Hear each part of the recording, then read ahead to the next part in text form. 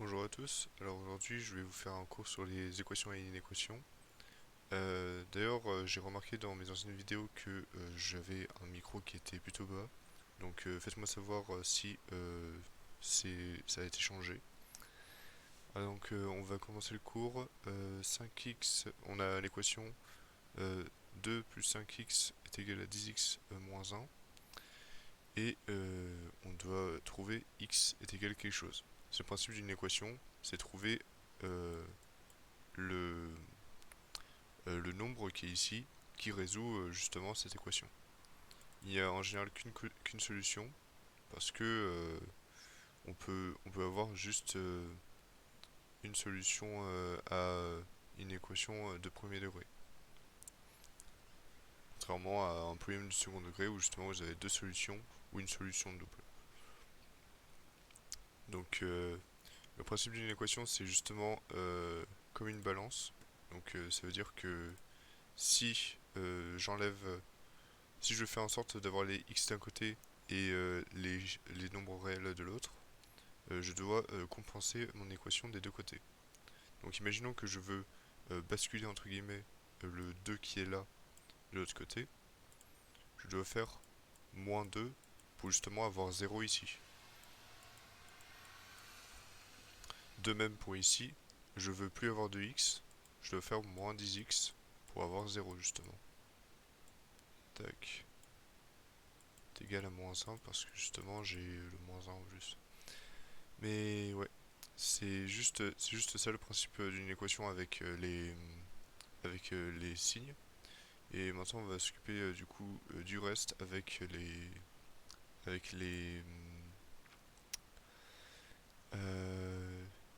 les équations sous forme de fractions et du coup les inéquations aussi.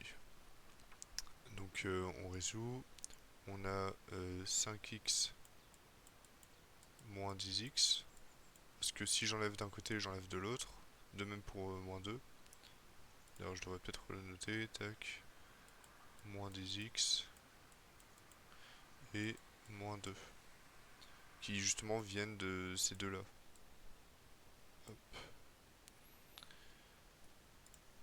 Donc on a 5x moins 10x est égal à moins 1 moins 2.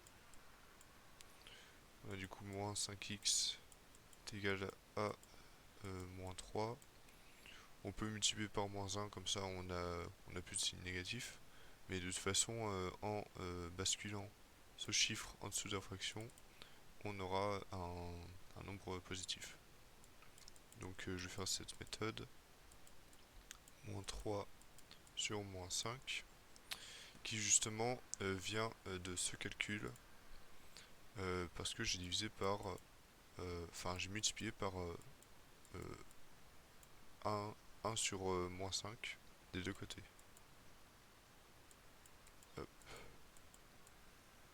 Pour justement que ce truc, sans le x, fasse 1. Donc voilà, il suffit juste de savoir faire ça.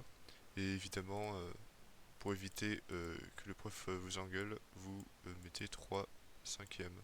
Parce que bon, moins moins ça fait plus. Maintenant, on fait une autre, euh, une autre inéquation cette fois. Ou peut-être une autre équation, ouais. Parce que il y a le cas aussi où justement vous avez du 5x moins 3 facteur de 2x moins 2. Et j'ai cru comprendre que vous savez pas pourquoi on devait résoudre pourquoi ça c'est égal à 0 ou ça égal à 0 pour justement vérifier l'équation.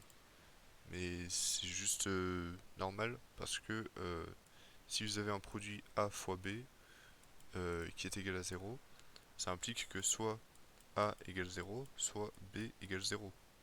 Donc si ou encore les deux aussi. Mais le principe c'est ça justement de cette équation. Trouver une valeur pour 0 ici et trouver une valeur pour 0 ici. Donc on résout ça. On a du 5x moins 3 égale 0. Généralement, ce que je fais, c'est que je divise par 5 pour justement avoir directement la valeur. Hop. Et du coup, j'ai x égale 3 cinquièmes. Et je divise par 5 parce que justement, si vous avez des fractions de ce style, par exemple, c'est bien de faire l'inverse, genre 4 quinzièmes. Comme ça, vous évitez de vous taper des calculs moches et justement, vous avez directement une valeur précise. Et du coup, on a 2x moins 2 égale 0. Bon, 2 fois quelque chose moins 2 égale 0. Bah, x égale 1 directement. Pas besoin de chercher. Et maintenant, on va stacker aux équations, enfin aux inéquations, qui justement euh, sont, sont particulièrement utiles pour les études de fonctions. Donc, supposons qu'on a 2x moins 4 inférieur ou égal à 13x moins 7.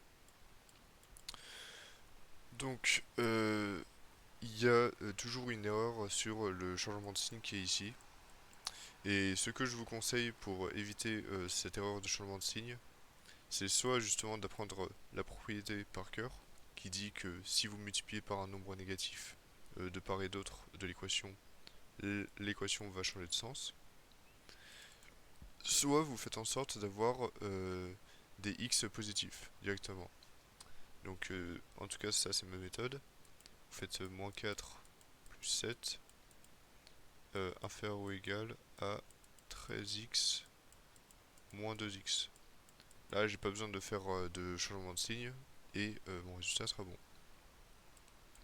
Vous avez donc 11x inférieur ou égal, enfin non supérieur ou égal à 3. Et du coup vous avez x supérieur ou égal, désolé mais je préfère mettre le x à gauche, 3 onzièmes. On peut faire la même chose cette fois en faisant, les x à gauche. Vous avez 2x moins 13x